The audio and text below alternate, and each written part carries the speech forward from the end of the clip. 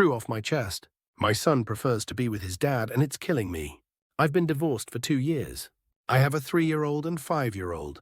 Both my ex and I have moved on and are happy. My ex is from Hawaii and I live on the mainland. He used to always tell me he would never leave our kids, so I was very shocked when he packed up and moved 2,000 miles back to the islands. He gets the kids for a month in the summer and alternating holidays. This past spring break, my 5-year-old was so excited about going to Hawaii. I would talk it up too, since I wanted him to have fun. He told me he doesn't miss me while he's there, probably because his dad is the fun vacation parent. I know I can't compete with Hawaii as much as I try. When he came back, my ex hugged him by the car and made a huge scene crying, etc. My 5-year-old cried all the way home for his dad.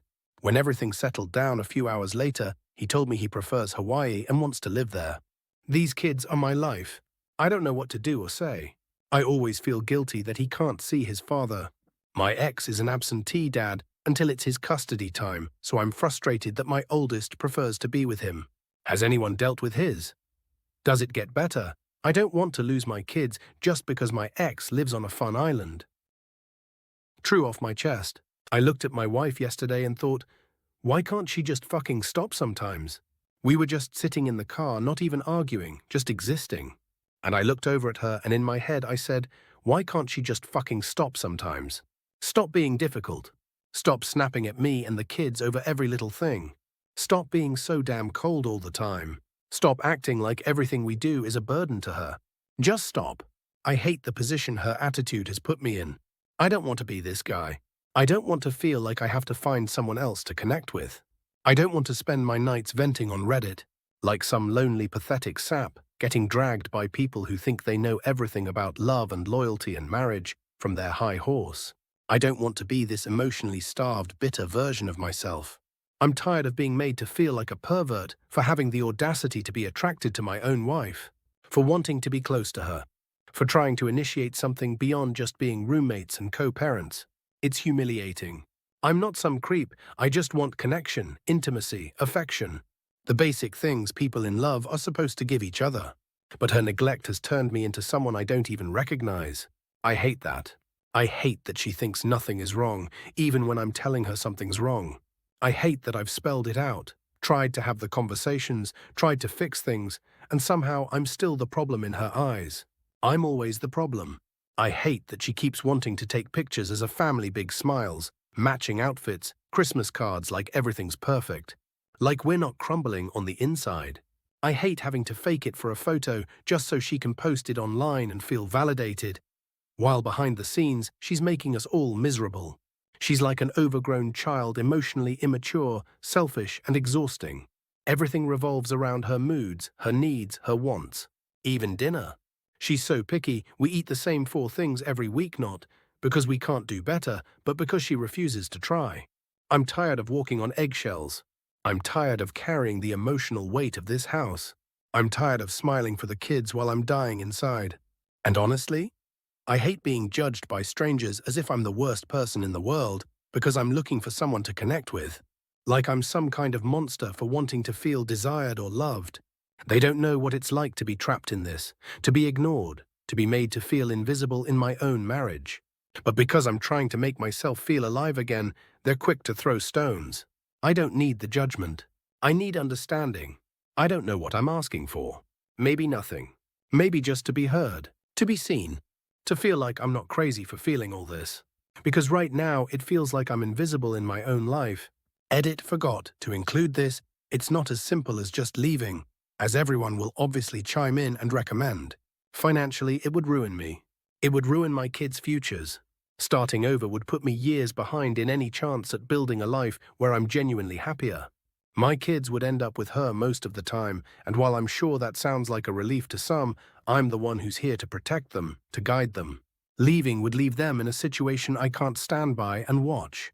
It's not just as easy as people make it sound. Edit update. Well, of course, the one post I make from a nonsense throwaway account is the one that blows up. Should have known most of the comments would shred me. That said, I wanted to add a few things, since a lot of the responses follow the same general theme.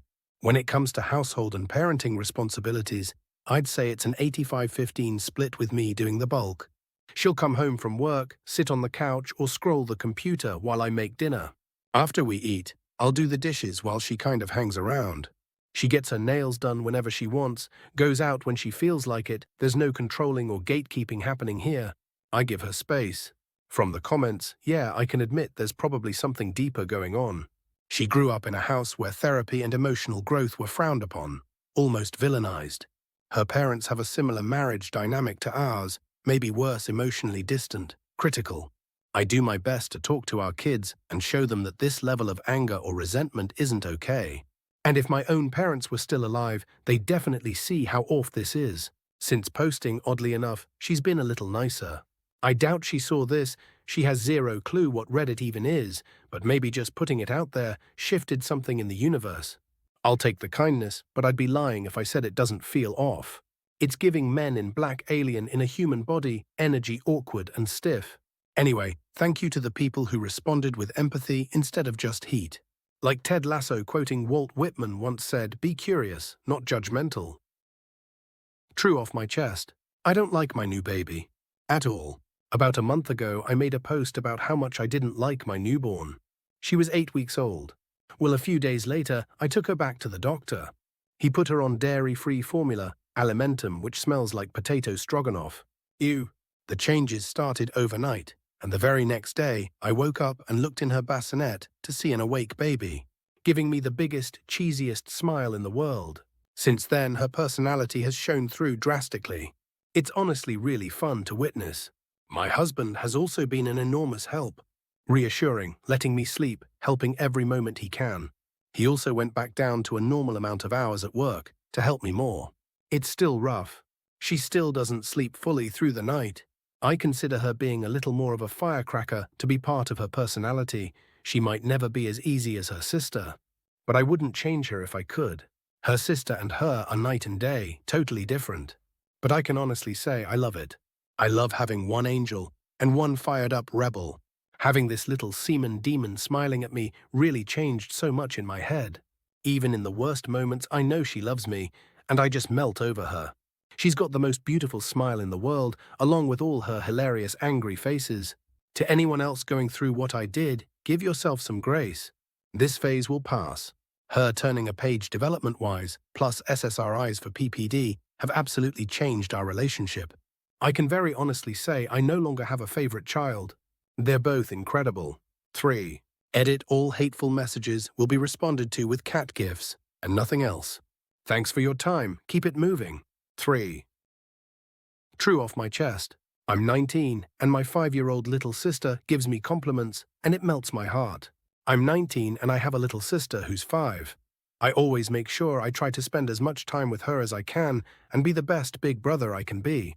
The other day, as I was leaving to go to a friend's house, she comes up and hugs my leg and tells that I'm handsome and beautiful.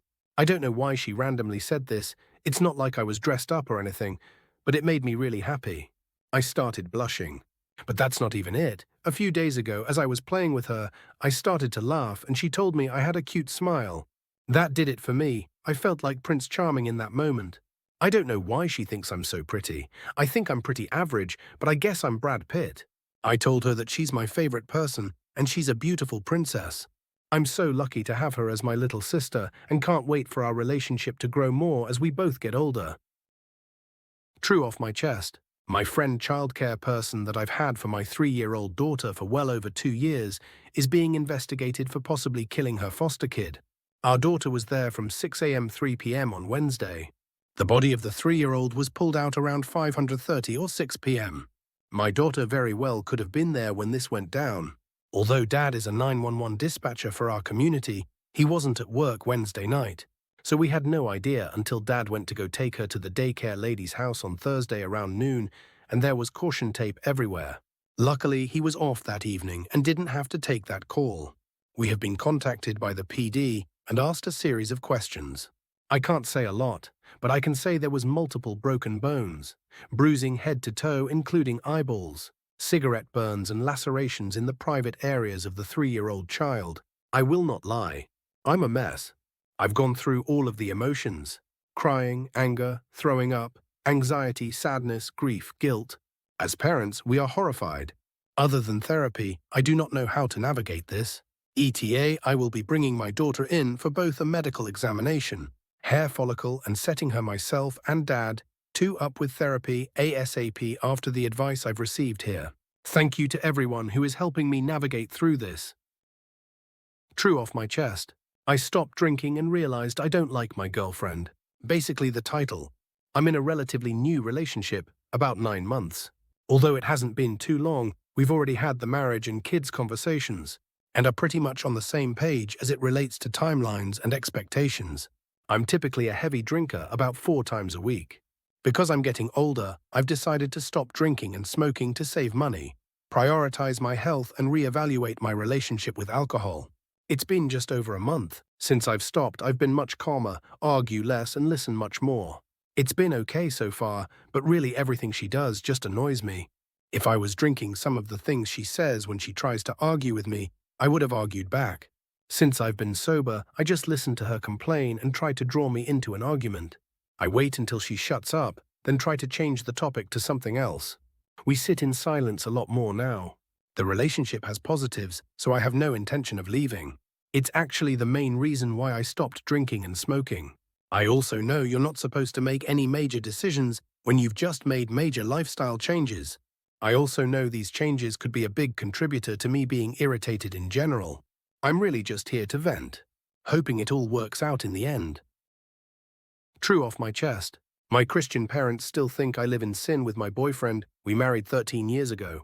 English is my second language, excuse spelling errors. I am not close with my parents, but we talk. My mental health is better as long as I keep them on a distance. Before I 49F met my boyfriend husband, let's call him Sam 50M, my parents told me that they would never accept me choosing a partner who smoked, was not Christian, didn't have an education, etc. Then I met Sam. He had just returned from backpacking the world for years. He had no education, smoked 2 packs, lucky strikes a day, smoked weed, had piercings, didn't want a steady job, didn't own anything, and not only was he not a Christian, he thinks that religion is the cause of much evil and is actively against all forms of religion. He was exactly what I needed. He moved into the flat I shared with 3 others. We had 1 bedroom each and shared kitchen, living room, and bathroom. We were 25-26. After 5 months, we started having sex, FWB. After a year of being FWB, we realized we had feelings for each other. My parents started sending me letters, talking about choosing the narrow path and not be tempted and go to hell. We moved to a smaller flat with just me and Sam. We committed to each other. Sam got a steady job, and sometimes he worked 3 jobs and made as much as I did in my better-paying job. Because he worked so much, we bought a flat together. I realized more and more that he wasn't just good in bed and a good friend, he was a really great guy. He is the one you want in your corner when things are not so great, and you really need someone you can trust. I was, and still am, head over heels in love with him. His family was the opposite of mine, all atheists and not very close. I had felt suffocated by my family in my teens and early 20s. He had been more or less abandoned by his parents when he was 16. His parents divorced and both moved in with new partners, not wanting him to come along. He was allowed to stay in the flat he grew up in, alone, getting some money for food, and his father checking up on him once a week. As soon as he turned 18, he was on his own. The old flat sold. Sam raised himself, decided his own morals and values, and what was important to him. And he is just such a great, empathetic, caring guy. I was always told, growing up, that non-Christians had bad morals, and that clearly isn't true. So 13 years ago, we married quietly and didn't tell anyone. None of our parents know. Our parents still haven't met, and I always planned to keep it that way. It's too much of a cultural divide, although we are from the same country, all are white and middle class. My parents ignore Sam most of the time. They invite me to come and stay over Christmas, and I say, no, I'm not leaving Sam alone over Xmas. We want to celebrate together. And that makes them immediately drop it, because they can't have us sleep in the same bed in their house. Although we have lived together for 23 years, and because I have a bit of childhood trauma and bad memories in that house, I never want to stay over there anyway. So win-win. I will never tell my parents I'm married. True off my chest. I 23F accidentally didn't make it to the bathroom on time at school once when I was 7. No one knows that I did it on purpose. I already know that everyone on this subreddit is judging me hardcore, but please read this entire post before commenting LOL. I am going to give some context for my non-Australian friends out there. In Australia, in grade 3, 5, 7 and 9, all students are required to complete something called NAPLAN testing. NAPLAN testing consists of a group of standardized tests that is similar to the SATs in the US and are done over roughly 2 to 4 days. The results of NAPLAN testing is sent to the Bureau of Statistics and are then used to alter education curriculums and identify what areas in reading, writing, spelling and numeracy that the kids in that year group are struggling with. These are tests that you cannot study for or cheat on in any way, and the material on the tests are kept top secret until the day of the test. This piece of information is important for this story. Don't worry. I did my first test, like many others, in grade 3. I was 7 years old at the time. During this exam, however, instead of having our regular teacher supervising us, we had a lady from the government office looking over us. This woman was scary. She was like that one gym coach that took everything way too seriously and was overly strict with rules. One of the weird rules that this lady put in place was that during the test, roughly 2 hours long, we were not permitted to leave the room at any time. This included getting a drink of water, stretching your legs, and going to the bathroom. To make sure of this, she locked the front door with a key.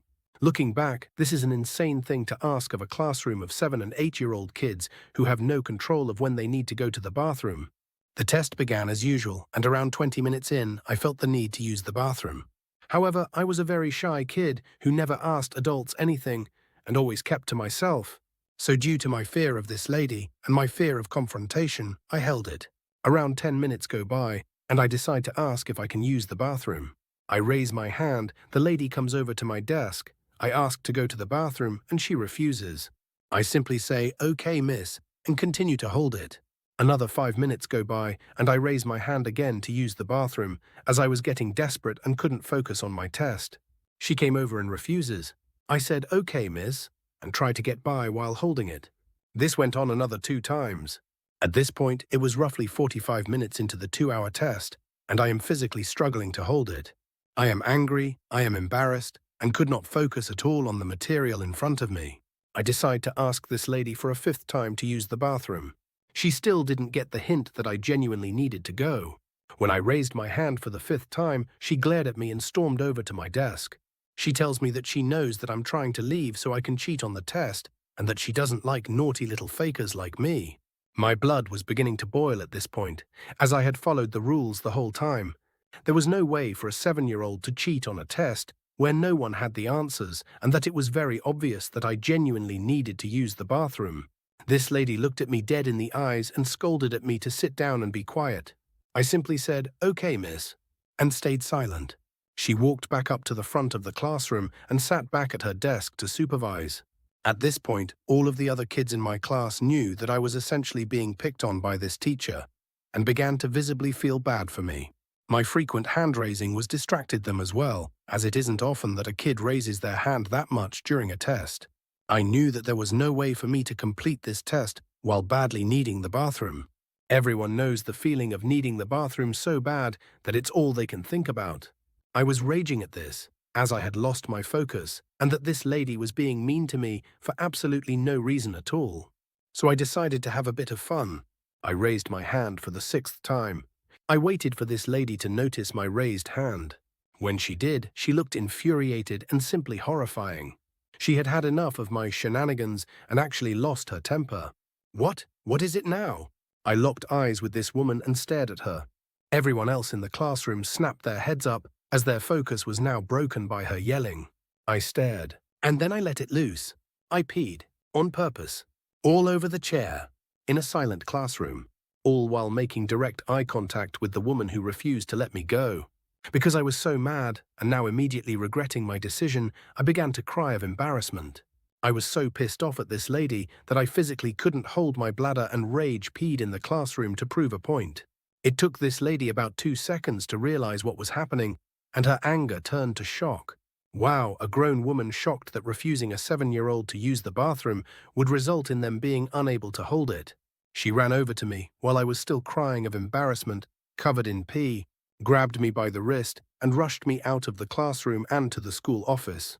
I'm still sobbing while I was given a change of clothes and got permission to skip the rest of the test. When I got back to class, everyone asked me if I was okay, since they heard me crying during the test and how I accidentally wet myself during the test. I went along with the accusation and told them that it was an accident. It wasn't. I was a petty little girl with no social confidence who raged peed during a test at the age of 7. The reason that I'm saying this now is because NAPLAN testing has commenced for the year in Australia as of this week, and talking about it as an adult now reminded me of this incident and how I never told anyone that it was on purpose. Feel free to judge me now. I needed to get this off my chest, hence why I posted this on this subreddit, and I can think of this story when I need to channel some petty energy and confidence to do daring shit. Thanks for reading. Piss and Love X. True off my chest. A false accusation tore my life apart, and it still haunts me to this day. A little while ago, my pop passed away. Since then, all the old drama I've tried to move on from has come back up again. The emotions I buried have resurfaced. The pain, the anger, the feeling that I lost years of my life because of one person's lie. I've kept this inside for so long, but I need to get it off my chest. When I was 19, almost 20, I was falsely accused by someone in my extended family of sexually assaulting her. The story changed multiple times over the years. One version said I grabbed her boob. Another said I put my finger in her. I've heard different variations depending on who was being told.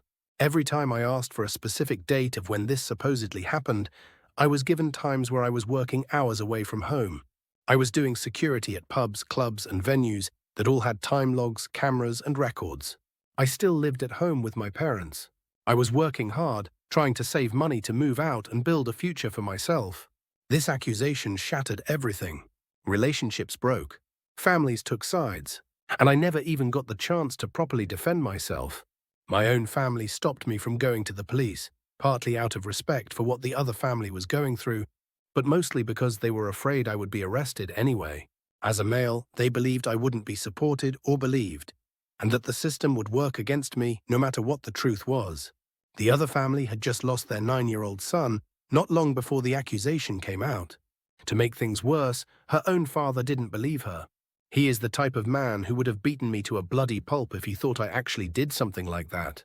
My aunt didn't believe her either. In fact, at my pop's wake, she was the first family member who ever publicly stood up for me. My pop himself told me, maybe a few months to a year before he passed away, that she admitted she made the whole thing up during a fight with her mother. Her mother wanted her to get pregnant and have a child, and she lashed out. But looking back over the years, I've come to believe it might have been more than just anger. I think she also wanted to hide from that situation and gain sympathy or attention. That's my honest guess after thinking about it so long. The damage from all this has never really left me. I've pulled away from people. I avoid friends. I keep my own family at arm's length. I'm scared to even try building new relationships because deep down, I'm terrified this could happen again. The emotional toll has been massive, and what stings even more is that she and her brothers are all happily married or in long-term relationships with children. Meanwhile, I still wish I had a family of my own, but I'm too afraid to chase that. I don't trust people enough to get close. My mother once told me that before the accusation, the girl had asked her a question, who would you choose, me or him? She also kept asking to live with us permanently. It felt like some kind of twisted emotional power play, and I ended up being the one who paid the price. Because of everything that happened, my pop chose to stay neutral. He kept visiting her and that side of the family, but whether he meant to or not, it felt like he slowly chose their side. He pulled away from us more and more, and because he kept associating with her, I stopped talking to him. I normally wouldn't have cut him off, but he asked me to listen to him once, so I did. When he later got sick, I told him he should go to the hospital. My mum told me that he thought I didn't care, but the truth is, I did care. I just couldn't keep a relationship with someone who was choosing to spend time with the person who destroyed my life.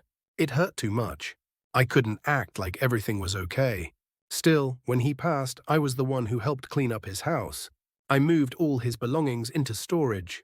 Meanwhile, the other side of the family tried to break into the house multiple times to steal things.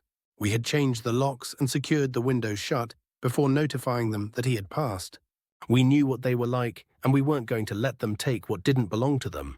There have been so many times over the years where I've thought that if I had the money, I would have just left. cut all ties, faded away from the family completely, just disappeared. I'm torn between wanting justice and just wanting peace. I even wrote a message I considered sending to one of them, but I'm scared it will just stir up more problems. I'm overwhelmed. I'm exhausted. I just needed to let this out.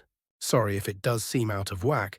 I used ChatGPT to sort through the original jumble mess I wrote. Didn't really want to bring this up, but I'm kinda over keeping it to myself. I've told 3 of my friends over the years. One said no way in hell I could do it, and the other 2 are married together with kids. Said no way I could do it and said they believed me, and these people I've been friends with for 16, 18 years. True off my chest. Yet another rant about a deadbeat ex-wife. I 33M just need to rant about my ex-34F. I know that might turn some people away, but this is true off my chest, so fuck it. I was married for 11 years before I finally started the divorce process. I should have done it much sooner, but she had me convinced that if I left, she would take the kids, and I wouldn't be able to see or protect them. I wanted to leave 4 years into the marriage when she hit our son so hard he had a headache for a week. But she told me she'd convinced CPS that I was abusive. So I decided to wait until all the kids were 18 before leaving. Then in 2020, when I found out she was pregnant again, my first thought was, oh crap, 18 more years, which is a terrible thing for a parent to think. I love my youngest and wouldn't change having her for anything, but at the time, I was in a dark place. Through therapy, I finally gained enough self-worth to leave my ex. I talked to her about divorce and proposed a plan where we'd have equal custody, alternating weeks. I also signed an agreement stating I would pay for her education and living expenses for 2 years so she could become self-sufficient. I thought this was incredibly generous, especially since I don't make much, barely above the poverty line, but I wanted to ensure she was okay through the transition. We both signed this agreement, but I had no idea she was planning something else. She took the kids on vacation to our home state during fall break, supposedly to visit family. Then she extended the trip by a week, then another week. During this time, I couldn't contact my kids at all. Something felt off, and when I searched her nightstand, I found a document outlining her actual plan. She was going to keep the kids in our home state, which heavily favors mothers, stay there for 6 months to establish residency, and then file for divorce. She had done the math and figured she could get 70% of my income through child support and alimony. It was a brutal legal battle with multiple attorneys. I even had to switch due to a conflict of interest with my first lawyer. After 4 months, the court finally issued a TRO giving me custody for the remainder of the divorce proceedings. Side note, during those 4 months, I tried to visit my kids, but she wouldn't let me. I tried to call, but she wouldn't let them talk to me. My oldest, 10 at the time, had to sneak calls to me, and he got grounded multiple times just for talking to his own dad. Once I got my kids back, I let them talk to her. She constantly badmouthed me to them, while I refused to badmouth her, partly because I didn't want to drag them into it, and partly because the court explicitly stated that neither of us was allowed to badmouth the other. I was the one who requested this rule, but of course she ignored it. This left my younger 2 believing her version of events, since I wasn't feeding them counter-arguments. The divorce dragged on between court and mediation for 7 more months. By the end of it, I was $14,000 in debt. In our final mediation session, she made me an offer she would give up all custody if I let her claim the kids on her taxes every other year. My lawyer advised me to accept, because the legal fees would have cost far more than the tax loss. At that point, I just wanted it to be over and to protect my kids, so I agreed. Now she has the right to see the kids once a month, plus for a set time every quarter. She doesn't visit them during the monthly allowance and only sees them briefly each quarter. Meanwhile, I'm struggling as a full-time parent, working full-time and trying to maintain some sense of my identity. To make it worse, she still belittles me to our kids, even though it's against the court order. My middle child calls her every day, putting the call on speakerphone while her mum complains about how I take care of them, mocking the state of the house, saying I'm lazy and generally trying to poison their view of me. They just got back from spending a week at their mom's for spring break. My oldest is more distant. My middle child is complaining that I'm not as attentive as their mom. And my youngest straight up asked me if I hate their mom. I told her, no, I don't. I just hope she finds her own happiness. She responded, Mommy hates you. She says she hopes you lose weight so she can love you again and come back. I'm just so sick of this manipulation. To top it off, my middle child currently has an ear infection caused by swimming at her mom's. She's on antibiotics, and because of the pain, I haven't brushed her hair in 3 days. Today, while on speakerphone, her mom told her that I'm lazy for not brushing her hair. Never mind the fact that I'm balancing everything: a full-time job, being a single parent of 3, and making sure they have what they need, while she only sees them once a quarter at best. I don't know what else to do. I'm exhausted. I'm tired of the sabotage. I'm tired of the manipulation. Anyway, thanks for letting me rant.